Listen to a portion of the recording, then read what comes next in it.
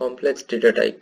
Complex numbers हमने पढ़े थे काय में 11th क्लास में, आयोटा वगैरह, तो यहाँ पे भी इसका यूज होगा।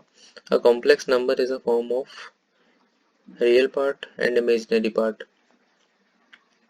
रियल पार्ट आपका ए वाला रहेगा, ए वाला सेक्शन, और जो इमेजिनरी पार्ट है वो जे के साथ रहता है।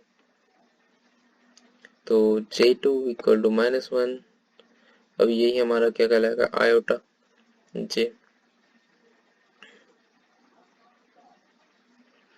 A and B contain integer or floating values 3 plus 5j, तो 10 plus 5.5j ऐसा भी लिख सकते हैं इसको, and then 0.5 plus 0.1j भी लिख सकते हैं।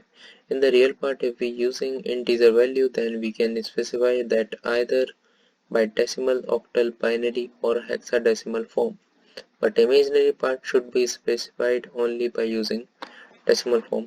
अगर हमें रियल पार्ट में यूजिंग करना है, ये यूज हमारी नीड पड़ी फॉर प्रिंटिंग और परफॉर्मिंग सम टास्क, तो हम वहाँ ऑक्टल, हेक्सा, डेसिमल और अनदर फॉर्म जो कि इंटीजर के हैं वो यूज कर सकते हैं।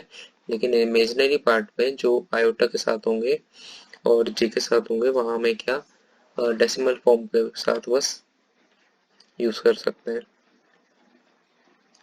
तो equal to O B 11 plus 5j, तो यहाँ आ जाएगा आपका a 3 प्लस 5j, क्योंकि ये जो कोडिंग है, जो कोड है वो किसका है, 3 का है, और a plus 3 plus O B 11j करेंगे तो यहाँ एम्बेडेड सिंटैक्स आएगा। क्यों आएगा, क्योंकि आप यहाँ तो कर सकते हो क्या में, रियल पार्ट में, बट इमेजिनरी पार्ट में आपको बस डेसिमल फॉर्म के साथ परफॉर्म कर सकते हो ऑपरेशन।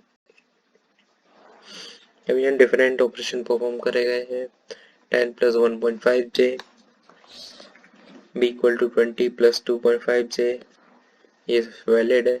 अब उसको जैसे ही हमने ऐड करा, ये कॉन्कैटिनेशन कहलाता है, ऐड करना, मतलब आप इससे प्लस भी कर सकते हो और चीज़ों को एक साथ प्रिंट करवा सकते हो। प्रिंट सी जैसे ही करा तो इसमें ए की वैल्यू बी की वैल्यू ऐड करके इनने प्रिंट करवा दी, जो कि होती है 10 plus 20 30 real part plus 1.5 2.5 is which is 4j। अब जैसे इसका टाइप सी लिखेंगे तो क्लास कॉम्प्लेक्स प्रिंट हो जाएगी, क्योंकि कॉम्प्लेक्स टाइप है। अब जो नोट करने वाली बात है कॉम्प्लेक्स डेटा टाइप की, वो complex data type has some inbuilt attributes to retrieve the real part and imaginary part. अब इसके जो खुद के इनबिल्ट फंक्शंस हैं वो क्या क्या है देख लेते हैं।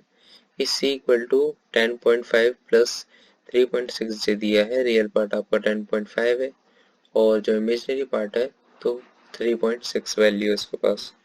अब हमें पता करना है कि रियल पार्ट की वैल्यू क्या है और इमेजिनरी पार्ट की वैल्यू क्या है। उसके लिए इसके खुद के इनबिल्ट फंक्शन है सी डॉट रियल, मतलब सी एक ऑब्जेक्ट है या फिर वेरिएबल है, ऑब्जेक्ट ही बोलेंगे, everything in Python is object dot real, इसको कॉल किया इसके इनबिल्ट फंक्शन को, तो इसने बता दिया कि जो आपकी सी में स्टोर हुई है उसका रियल पार्ट कौन सा है, सेम एज इमेजिनरी पार्ट के लिए इमेज, इसमें आपको बता दिया कि इमेजिनरी पार्ट की वैल्यू क्या है। So we can use complex type generally in scientific applications and electrical engineering applications. Python is that type of language which is either used in programming and building some softwares, web applications, and but not only to do that, but also in scientific applications and electrical engineering applications.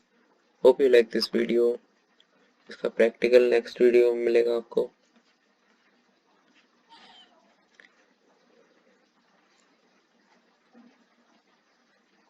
Thank you.